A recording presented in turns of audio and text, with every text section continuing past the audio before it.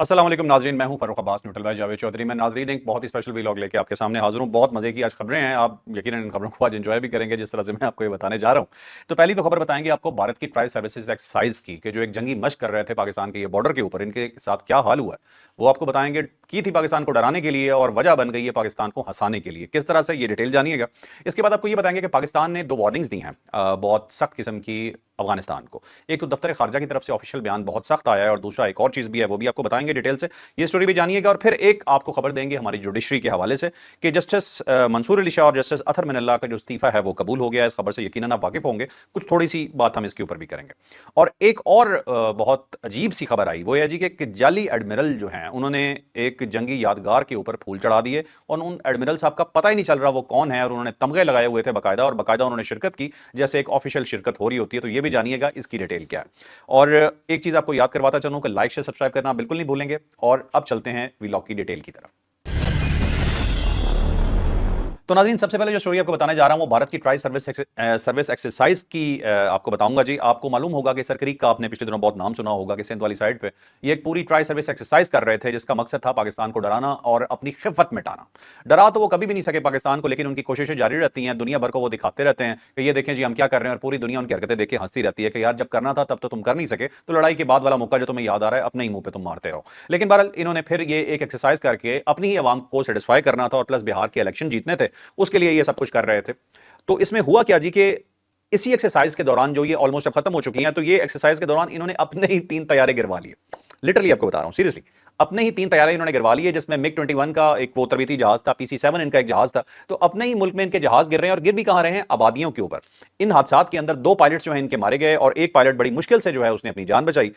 इस तमाम सूरत हाल के अंदर इनके पास अक्सर जो जहाज हैं उन्हें फ्लाइंग कॉफिन्स कहा जाता है, उनकी ये मखदूश हालत है। लेकिन फिर भी बहरहाल इनकी जुबान जो है वो इनके काबू में नहीं रहती, ये बड़ी बातें करने से बाज नहीं आते। तो अभी जो सिचुएशन एमर्ज के सामने आई वो आपको ये बता रहे हैं कि वो एक्सरसाइज जो मतलब आप कहते हैं कि तीनों सर्विसेज को इकट्ठा करके एयरफोर्स को, आर्मी को और नेवी को जो ये कर रहे थे, जो कि बहुत कम होता है कि इस तरह की एक्सरसाइज कोई मुल्क करे क्योंकि ये बहुत बड़े स्केल पे हो रही होती है, उसकी ये हालत सामने आई। कोई 8 एयरपोर्ट इन्होंने बंद रखे, पता नहीं कितना इन्होंने अपना नुकसान किया। और वो पोस्चर होता है ना, वो बॉलीवुड वाला पोस्चर, फिल्मों वाला पोस्चर, बस वो कर रहे थे जी। आनियां जानियां देखो सिर्फ इनकी, ये हो रहा है और वो हो रहा है। और हुआ क्या वो हम आपको बता रहे हैं जी कि ये ऊपर सोने पे सुहागा इन्होंने क्या किया जी कि पेलोड ड्रॉप्स कर दिए अपनी ही आबादी पे। जहाज भी कहां गिरे, आबादियों पे, और उनके जो पेलोड गिर रहे हैं वो भी आबादियों पे गिर रहे हैं और अपनी ही आवाम जख्मी हो रही है। शायद कोई मारा भी गया हो, लेकिन अभी तक उसकी खबर इन्होंने बाहर नहीं आने दी। आएगी तो आपको जरूर बताएंगे।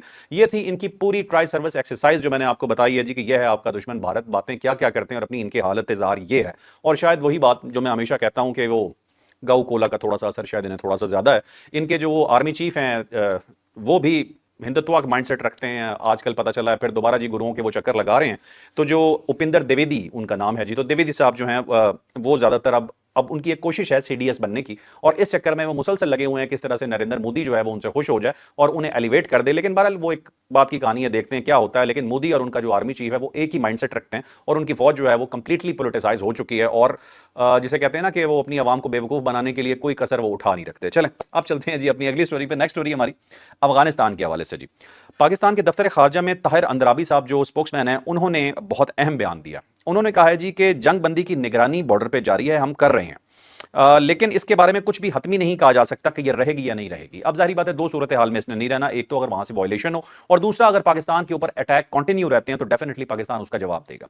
अब पाकिस्तान क्या कर रहा है जी, पाकिस्तान तमाम हुज्जत जो है ना उसे तमाम कर रहा है। दो ममालिक हैं जिन्होंने दरमियान में सालिसी की ऑफर की, एक ईरान ने, पाकिस्तान ने वेलकम कहा, फिर रूस ने एक इंदिया दिया तो पाकिस्तान ने रूस को भी वेलकम कहा कि आप अगर ये करना चाहते हैं और तालिबान से बात करना चाहते हैं तो बिल्कुल करें, हम कोई जंग नहीं चाहते, जंग के हक में नहीं है, लेकिन हमारी एक ही जो है ना वो ख्वाहिश है या एक ही हमारी डिमांड है कि हमारे मुल्क में दहशतगर्दी नहीं होनी चाहिए अफगानिस्तान की जमीन को इस्तेमाल करके। अब आपको याद होगा कि इस्लामाबाद के G11 जो कचहरी में अटैक हुआ है, उसके जो लोग 4 लोग उसके पकड़े भी जा चुके हैं, और पता चला है कि उसके ताने बाने भी अफगानिस्तान से मिले, वहीं से आया था ये खुदकुश बम्बार जो है, ये बदबख्त इंसान जो है ये वहीं से आया था, जिसने आके यहाँ पे हमारी 12 जानें जो है ना, जो कहते हैं ना निगल गया, ये अब हमारे 12 शहीद इस बंदे ने कर दिए यहाँ पे।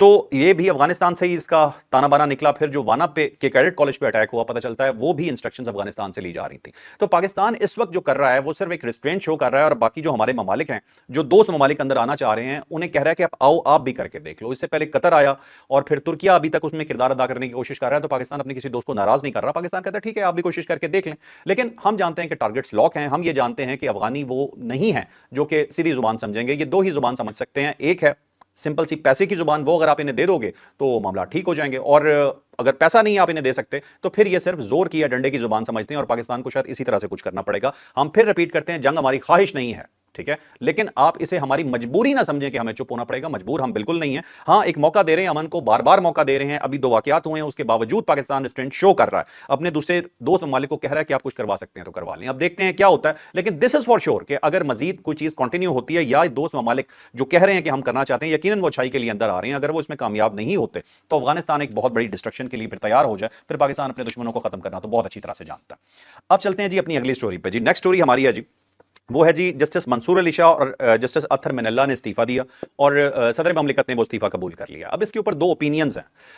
कुछ लोग ये कहते हैं कि जो जुडिशियल एक्टिविज्म का एक वर्ड यूज होता है ना, कि इस चीज़ को जो मौजूदा तरमीम आई हैं उन्होंने कम किया जुडिशियल एक्टिविज्म को, और जो इफ्तिखार मोहम्मद चौधरी साहब के ज़माने से बहुत ज़्यादा था।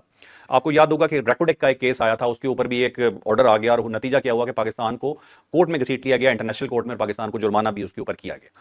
तो कुछ चीज़ें ऐसी होती हैं जो स्पेसिफिक गवर्नमेंट की होती हैं और गवर्नमेंट को चलने देना चाहिए, और गवर्नमेंट की हर चीज़ में अगर मुदाखलत शुरू हो जाएगी तो फिर प्रॉब्लम हो जाती है हुकूमत के लिए। ये एक पॉइंट ऑफ व्यू ये है, मतलब कुछ लोग ये बोलते हैं।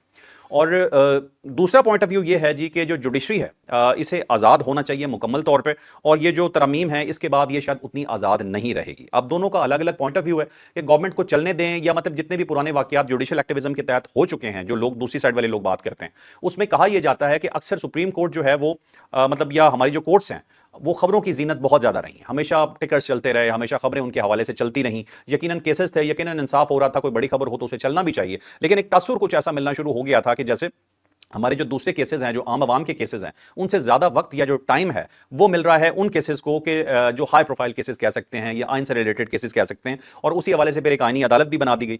और दूसरी साइड, मैं दोबारा आपको कहूंगा कि 2 पॉइंट ऑफ व्यू हैं अलग अलग। जो दूसरी साइड है वो इसके ऊपर ये कहती है कि जो जुडिशरी है उसके ऊपर ये पाबंदियां हैं, या जुडिशरी खुल के अपना काम नहीं कर सकती। अब इस पर फैसला आपको खुद करना है, मैं इसके ऊपर कोई ओपिनियन अपनी साइड से बिल्कुल नहीं देना चाहता। ये बहुत एक बड़ी और मुश्किल सब्जेक्ट है मेरे लिए। मैं चाहूंगा कि अपने कॉमेंट सेक्शन में आके आप खुद बताइए कि आपको क्या बेहतर लगता है, कि ये जो अभी जैसे इस्तीफे आए हैं उसकी वजह यकीनन वो यही समझ रहे हैं कि जैसे उन्हें पाबंद किया जा रहा है। तो इसके ऊपर खुद ही आप अपना ओपिनियन दीजिएगा कि आपका क्या ख्याल है कि ये जो हो रहा है इसके बारे में, जो भी आप ओपिनियन देना चाहें वो दे सकते हैं। अच्छा, उसके बाद जी अब नेक्स्ट स्टोरी जो हमारी मैं यही कहूंगा जी कि अजीबोगरीब भी है और एक मजे की स्टोरी भी है। एक जाली एडमिरल अचानक नजर आते हैं और वो एक यादगार पे फूल चढ़ाते हैं, जंगी यादगार है, और 12 उन्होंने मेडल्स लगाए हुए हैं, और वो माजी में भी इस तरह की तकरीब में शिरकत कर चुके हैं।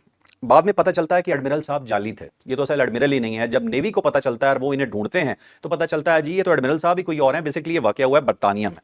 इतवार वाले दिन ये साहब आए हैं और जंगी यादगार थी, दूसरी जंगी अजीम की यादगार थी, उसके ऊपर जाकर इन्होंने जो फूल वगैरह चढ़ाए हैं। और जब इनकी वीडियो सामने आई और इन्वेस्टिगेशन हुआ तो पता चला ये कोई एडमिरल नहीं है, इनके बारे में किसी को नहीं पता। इवन जो इन्होंने वो बैजेस लगाए हुए थे, जो अपने तमगे सजाए हुए थे अपने सीने पे, उनके अंदर भी रब्त नहीं था। बकौल नेवी के, जो रॉयल नेवी है उसने ये कहा कि जिस तरह से ये तमगे लगाए गए हैं, जिस तरतीब में, इस तरतीब से ये लगाए नहीं जाते। हैरत की बात यह है इनका अभी तक पता नहीं चला। एक हाई प्रोफाइल जगह पे जाकर कहीं कोई फूल चढ़ा आता है एडमिरल के यूनिफॉर्म के अंदर, लेकिन उसके बावजूद अभी तक उस इंसान को पकड़ा नहीं जा सका